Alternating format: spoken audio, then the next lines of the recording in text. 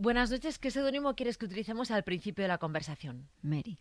Choque Morla. María. Pescuez y Crespa. Con ganas de bailar, dijiste que no te divertía salir con tus amigas, querías otro plan. ¿Dónde se va tu cabeza al escuchar Anoche? Pues se va al videoclip que grabamos en su día, ¿no? Es una canción que le tengo mucho cariño, ¿no? Porque, bueno, la letra describe pues el momento de dos amigas, ¿no? Que se reencuentran y que están aburridas, ¿no? De hacer lo que hacen siempre y deciden cambiar, ¿no? Entonces esta canción es una de las canciones del LP de Poliédrica de mí. Uh-huh. Y la verdad es que le tengo mucho cariño. Es casi el principio de Nebulosa, ¿no? Sí, el principio. Sí. Por el 2018.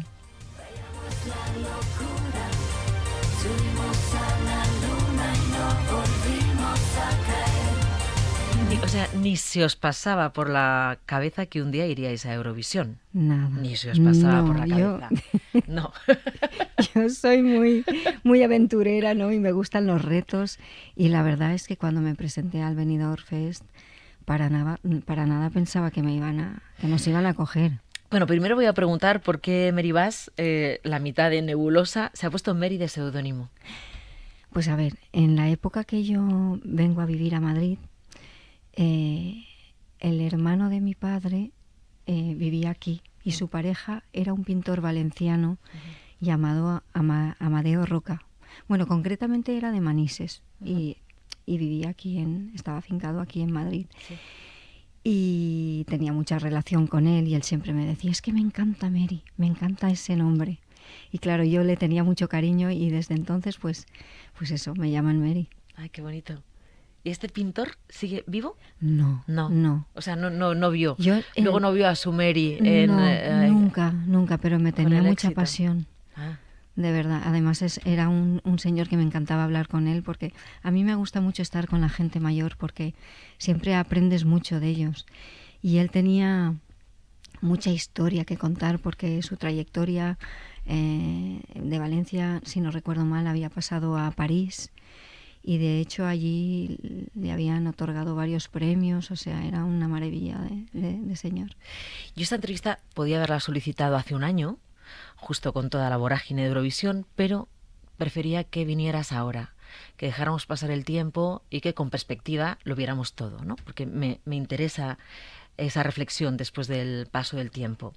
Pero hay algunas cosas que yo, sin haber sido muy seguidora ni de la final ni de Eurovisión, he leído y me ha llamado mucho la atención. Por ejemplo, ¿es verdad que tú te presentas a las pruebas de Eurovisión o presentas la canción sin decírselo a Marc, sí, sin decírselo a tu pareja, a tu marido, ¿no? Pues, pero no por nada, sino porque yo era la que me dedicaba a hacer las inscripciones para concursos, pues por ejemplo ganamos el concurso de Indie Cool, ¿sí?, por votación del jurado y fue también porque yo hice la inscripción, o sea que muy bien, porque por una parte muy bien porque él se dedica a lo mejor a otras cosas, no a terminar las canciones o a producirlas. Exacto. Sí. Normalmente estamos los dos, pero él el que lleva el peso más grande. Y bueno, pues eso, yo me presenté ahí toda aventurera, como no había tenido bastante con San Marino. ¿Y tus hijos también encantados con la canción, con Zorra? Sí. ¿La entendieron desde el principio? ¿Entendieron bien la letra? O sea, esto es importante. Nosotros somos de los que nos gusta comunicarnos con ellos en el sentido de nos importa mucho su opinión, ¿no? Era algo que tuvimos en cuenta porque no era una canción, de hecho, fíjate la polémica que tuvo, ¿no? La letra de la canción es una letra que pesa por lo que dice, pero realmente nosotros siempre ironizamos mucho con las letras de nuestras canciones. Y a ellos les pareció bien. Desde el principio. Totalmente. Vale, se montó una buenísima. Yo no sé de Eurovisión preguntaros qué es lo que más miedo os daba de ir a Eurovisión. A mí Yo soy una persona que la verdad miedo siempre tienes miedo y inseguridades, ¿no? Pero no me daba miedo. Me daba miedo, o sea, yo el hecho de estar lejos de mi familia o que me pueda cambiar la vida es algo que sí que he tenido que ir asimilando, ¿no? Porque no es lo mismo que tú te dediques a todo esto desde Desde niñas, adolescente. exacto, o desde joven, a que de repente la vida a los 55 años te cambie totalmente. La verdad es que hemos tenido bastante los pies en el suelo. Y luego pues ha surgido todo tan natural que hemos ido capeando todo como ha venido, pero yo creo que lo hemos llevado bastante bien y miedo pues no hemos tenido. Y es que todo está pensado como un espectáculo total, ¿no? La luz, la situación de cada uno de los músicos, la imagen, todo lo que pasa en un escenario cuando estás tú está pensado como una casi función teatral, o sea, y entonces yo creo que también eso es algo que transmite Bowie, que transmite Tom Waits, o sea, que transmiten un montón de músicos que entiendo que son referencias para ti también, ¿no? Sí, sí, y es una manera de entender el espectáculo que a mí es la que más me interesa desde hace ya un tiempo, ¿no? Los Rolling Stones son un espectáculo brutal, increíble, pero al final es una banda de blues y de rock tocando encima de un escenario, ¿no? Con unas luces y tal. El incorporar lo teatral, lo emocional, lo existencial, lo cinematográfico también, ¿no? Porque la gente dice, tus espectáculos tienen un punto teatral, pero tienen también un punto muy cinematográfico, o sea, cómo está contado el orden del concierto, los fundidos a negro que hay, y ahora ya con los visuales que llevamos, ¿no? Porque llevamos 2 o 3 giras llevando visuales que antes no llevábamos. También es un lenguaje muy cinematográfico y aprendido del cine. Muchas veces el paso entre una canción y otra en mis espectáculos podría ser un fundido a negro de una secuencia a otra, ¿no? Entonces, incorporar eso en un concierto de rock no es muy habitual y creo que le da una complejidad, una profundidad y una emoción y un punto como hipnótico, ¿no? Que no tiene un concierto de rock and roll sin más, ¿no? Que vamos, es válido y es acojonante también. Y es más, muchas veces es como, estoy harto ya, quiero volver a una banda de rock tocando. Pero, hostia, lo hace mucho más interesante, creo que para el público y para vivirlo y para diseñarlo, ¿no? O sea, diseñar un espectáculo que tiene tantas lecturas y tantas corrientes narrativas es apasionante, ¿no? Oye, quiero que hablemos de tu trayectoria como actor. Porque hay una peli que a una generación entera nos marcó muchísimo, que es Todo es mentira. Uh-huh. Esa escena maravillosa en la que estás con Penélope Cruz con el dichoso zumo de naranja, que acaba en una bronca como esta, que para quienes no lo sepan, esta debió ser su segunda película. Había hecho Jamón Jamón en el 92, ¿estás del 94? No, hombre, no, pero sí, poco después. ¿Fue después? Estás del 94, que es hace ser, muchos años. Puede ser, ¿no? que no, pero bueno, no, segunda pero no. Bueno, igual, pero poco. Penélope ya era estrella, ¿eh? Ya estábamos todos como, por favor, que haga la película y tal. Sí, vale. Sí, y hubo entonces, mucho suspense. Y aquí te desatas también tú como actor, que también tienes una trayectoria considerable. Uh-huh. Una cosa que te quede muy clara. Yo a mi familia la quiero aunque no sean marqueses, precisamente. Así que métete tus comentarios siguientes por el culo. Todo, absolutamente todo lo que te digo te molesta.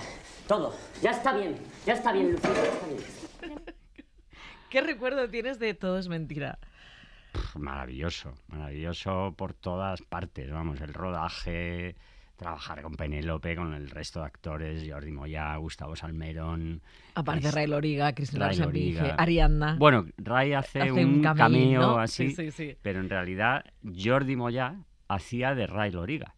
Y entonces en un momento, no sé si sabías eso, pero claro, Álvaro Fernández Armero, el director, autor del guión y director de la película, hizo un retrato de la pandilla de amigos de ese momento, que éramos yo, Cristina, Ray, él mismo y nuestras parejas, ¿no? Ray y Cristina eran pareja.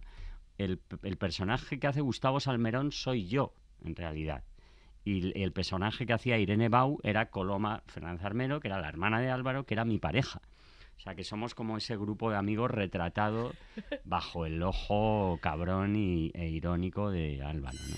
Por eso te digo que para mí el compromiso social, que algunos dicen, mira, está roja, una triste, tal, yo, vamos, para mí lo mejor que me ha pasado. Y mira que me han expulsado del Partido Comunista, de Izquierda Unida, me da igual, si lo mejor que me ha pasado es estar allí. Aunque me han expulsado porque yo también he espabilado y entonces va buscando otras cosas. Pero para mí ha sido muy completa mi vida desde que empecé a descubrir todas esas cosas. A base de no entenderos porque no sabemos entenderos, algunos de nosotros nos podemos meter en el mayor de los pozos y está ocurriendo en estos momentos. Yo no creo, yo no creo. El mayor de los Carmen pozos Albor es el también. pozo del silencio. Claro, Hay montones por de eso yo hombres decía lo del que desencuentro, cada día Jesús. se callan Pero el más silencio, ¿sabes y por qué? están más silenciosos. Porque si no mienten. Así de claro. No, Ay, perdona. porque si no, no admitís algunas verdades. Que Bueno, es distinto, bueno, porque hay decirlas. verdades que molestan. Nos están diciendo siempre la verdad. Sí. Pero siempre es su verdad, Tú no me la dices, nuestra. sí, tú me dices tu verdad, pero yo no te puedo decir la mía. Dice, tienes razón, querida mía. Este debate, que era un debate que se hacía en la tele, Antena 3, se tocaban un montón de temas, un día estaba Chanoy, otra Mercedes Había Milá mucha también, gente, había un la montón de misma. gente, se batían cosas que estaban en la calle. ¿Qué te hace pensar esto? Esto es el año 98. Pues lo que pensaba, quiero decirte, siempre he dicho lo que pensaba. Y por lo que me preguntaban, lo contaba. Y lo contaba como yo lo entendía y como yo lo quería explicar. Porque me parecía que era una forma de comunicarme con la gente. La televisión lo único que hace es ponerte cara. Pero ya está en la radio y tal, y es todo lo que quiera ver la gente o oír, es muy bueno. Por eso la radio y la SER, que todo el mundo tiene una radio pequeñita siempre. Yo la verdad que no, pero la gente le gusta oír la radio. Por lo tanto, la radio me parecía una forma de comunicación. La televisión encima te da otra oportunidad, pues por la televisión. Y como me llamaban, yo no he pedido nunca ir a ningún sitio. Siempre me han llamado para ir a los sitios. ¿Nunca te han puesto veto? ¿Nunca te han dicho tienes que decir esto? Nada. Nunca. Eso, bueno, es que si no, no hubiera estado. Es que no era un problema. Cristina, cuando dices, me han echado a todas partes, ¿verdad? Del Partido Comunista, te echó Carrillo, que creo que luego se disculpó. Sí, Que bueno, luego te Carrillo dijo, no dice- tendría que haberte echado. No, Carrillo dijo, es que contigo me equivoqué. Digo, no, Santiago, te equivocaste con todo. Te equivocaste pensando que tenías a echar a la gente más válida del partido porque tenían miedo a que te quitaran a ti. Y te has quedado con la vieja guardia, que son todos muy guardia y muy bien, pero son viejos. Y hay que estar, la gente que estamos en el interior, tú has dicho, Nicolás está por aquí y todo eso, pues era la gente que estaba entonces intentando hacer un partido y además luchando dentro de España, no en el extranjero. Y por lo tanto éramos gente del interior y gente comprometida. En el colegio de abogados, pues éramos 100 y pico abogados comunistas en aquellos tiempos, que era ilegal todo. Bueno, pues nosotros sabíamos cómo habíamos ido haciendo crecer el partido y tal, y nos pareció tremendo que de repente se expulsara a toda esa gente y a mí misma, ¿entiendes? Entonces yo se lo dije a Carrillo muchas veces y él dijo, no, contigo me equivoqué porque tú eres una persona que siempre has mostrado respeto al partido. Digo, si el que no lo has tenido eres tú. Luego le echaron a él, porque al mes siguiente le echaron. Y ya cuando me echó Anguita de Izquierda Unida le dije, oye, que yo doy yuyu, que a Carrillo le echaron, pues a que Anguita también le echaron de Izquierda Unida. Pero da la sensación de que la construcción del futuro tiene que ver con volver a construir el pasado. Es decir, cuando oyes hablar a Trump, él habla de volver al esplendor de Estados Unidos. Parece que esa es la construcción del futuro, que es reconstruir el pasado, un pasado además bastante horrendo. Entonces, ¿dónde está el futuro? Bueno, a mí el futuro, y te lo digo, está aquí. Está en la realidad cotidiana, en lo que vivimos la mayoría de la gente, que es la libertad, la democracia. Por mucho que algunos digan que no pueden decir, dicen las burradas que quieren, encima no tienen obligación de rectificarla si les hace saber que es mentira.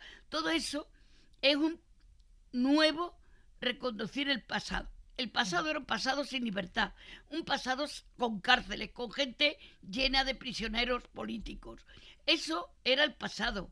El pasado era una educación miserable, donde te enseñaban a cantar el Tres Marías y nada más, a no ser que fuera un colegio privado de pago grandísimo. Hoy toda la educación mayoritariamente es privada, aunque se llame concertada.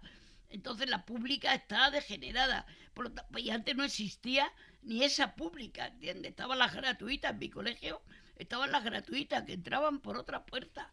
Entonces, bueno, te das cuenta que eso que dicen que era el pasado y que quieren reconducirlo con una capa nueva, es lo peor que podía venir. Lo que hay que hacer es enriquecer el presente para el futuro y no querer enriquecer el pasado.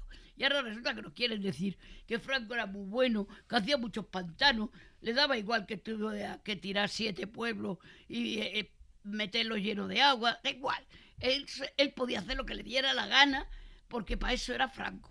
Y ahora ya no pueden hacer lo que les dé la gana, ahora ya no pueden coger las tierras y hacer lo que les dé la gana. Todas esas cosas son productos de la democracia. Tenemos una educación gratuita también, por mucho que haya grandes... Una sanidad pública también, y antes hablabas de que tuvisteis que hacer una recolecta para poder pagar la sanidad. Teníamos que pagar a la colega, gente, claro. Otros tenían, como hoy me recordaba un periodista, me decía uno, y antes teníamos una iguala. En los pueblos había una iguala con el médico de la capital, para que cuando se ponía alguien malo íbamos a la capital con la iguala que le pagábamos al mes. Aquí no hay quien viva, que es como la serie que ya os hace arrasar. A la Junta de Vecinos famosa, que no sé si es la primera escena que tú diriges. Sí. Vamos a dar comienzo a la Junta Extraordinaria. Por favor, apaguen sus teléfonos móviles y no fumen. Para hablar, levantan la mano. Y para insultarse también me la levantan. Orden del día. Punto primero. ¿Y qué pasa con el niño? El niño me lo quedo yo, que para eso soy la única madre del edificio. ¿Oh, sí? ¿Y yo qué soy? ¿Quiere usted que le diga lo que es? Si le ha puesto de nombre Kevin, vamos, te oye, es un juez y te quita la custodia. Ese niño José necesita Luis una Gil, madre. Fernando Tejero, Lourdes León, Emma Penella, Luis Merlo. La idea de hacer esta serie, ¿os la encargan? ¿La decís tu hermano y tú y Dani? Sí. El guionista. ¿Cómo surge esto de hacer esta serie? A mi tío le surge por parte de Antena 3 la posibilidad de hacer una serie. Y como es un inconsciente, pues dice, ¿os apetece hacer una serie? Pues claro. No ¿Pero dijeron de vecinos? ¿O eso fue no. Una serie de lo que sea. Claro, una serie. Una comedia, eso sí. Y como nos gustaba, o sea, la idea principal viene de Alberto, porque es un crack. O sea, las ideas de Alberto son siempre las mejores. Me cuesta decirlo, pero es verdad. No, es verdad. Perdón, la escena de matrimonio... La sí, triple cama. No, pero Alberto tiene, Alberto tiene una visión para las ideas, además para esa cosa de que es lo difícil, ¿no? De la parte primigenia, de dónde nace la raíz. Alberto es un mega crack. Y entonces, como nos gustaba mucho el tempo de las comedias y las sitcoms americanas, y entonces aquí la media hora no se estilaba, ahora ya gracias a Dios ha llegado a España podemos producir en media hora, entonces querían por lo menos 50 minutos, ¿no? Que era lo que duraba el prime time. Y para tener una comedia que tuviera ese tempo, pues realmente pensó en varias comedias en una. Son varias sitcoms metidas en un edificio que era el nexo de unión de esas mini comedias que eran Fernando y Mauri, las chicas, las señoras... Y entonces fue un poco ahí. ¿Y os habéis inspirado vosotros en qué? Pues no sé, el 13 Rueda del Percebe. No, eso yo creo que fue culpa de la... ¿En qué os inspirabais? Porque vosotros vivíais en una comunidad de vecinos, habíais estado en reuniones de vecinos, teníais esa Mi padre esa había sido presidente de la comunidad, lo dejó, siempre habíamos vivido en comunidad de vecinos y es como muy guay, ¿no? Porque es como una especie de mini sociedad ahí metida, o sea, tienes el reflejo de todo en un grupo semi-reducido de personajes, ¿no? Y ahí fue, y yo creo que gracias a que mi tío todo lo que nosotros, mientras lo fuéramos sacando, todo le parecía súper bien, y que tenemos la intuición de que entonces Antena 3 justo hubo un cambio en altos cargos, que creo que cuando se encontraron una serie ya firmada a José Luis Moreno y tal, no la quisieron realmente, no la querían. Nos dijeron, no, hacer lo que queráis, porque es más, nos emitieron sin una publi, no se emitieron contra una final de Gran Hermano o algo así, porque lo único que estaban obligados era a emitir 4 capítulos. O sea, con intención de que la serie no avanzara. Sí, básicamente. No con mala intención, pero tampoco con intención de que aquello funcionara. Vale, estaba esto firmado, hacemos unos cuantos capítulos y cuando ya la segunda la quitamos. Y de repente llega Luis Merlo, 25. Y la serie no lo pasó bien al principio. O sea, los lo que 4 dices, primeros contraprogramada. Los 4 primeros capítulos sufrieron, de hecho, no, ya te digo, o sea, iban por debajo de la media de la cadena, que era la clave para seguir vivos o no. Y además esto entonces antes era así. Tú estabas grabando y si no dabas la media el capítulo 5 tal, tenemos compañeros de que según estaban grabando llega el productor y decir, nada chicos, cámaras abajo que nos han cancelado. Pero qué horror. Era así, ¿eh? Ahora ya tú acabas tu temporada, obviamente, tú la cobras, tienes todo, pero entonces era súper radical. Y justo el 5º capítulo, que es cuando podía llegar la guillotina, dimos justo la media de la cadena. Y ahí ya cada semana un punto más.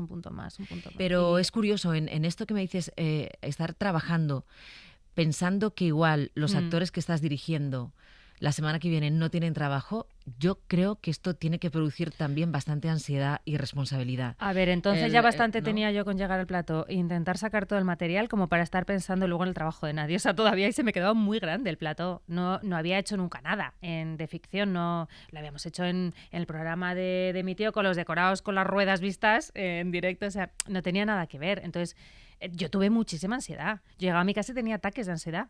Literal. Pero solo por lo tuyo, no pensando, no. Yo ya. No, digo, a ver si me lo estoy cargando yo. Yo lo único que era, digo, que mañana si nos seguimos. Que no sea solo por mí, por Dios. Pero bueno, al contrario, cuando hay una alegría, ¿cómo se comparte, no? Con todo el equipo. Entiendo que eso tiene que ser un subidón. No, esto de llegar Luis Merlo con el 25% de Sare. A mí por eso los equipos, los grupos, hacer mucha piña es lo que más me gusta, es lo más divertido.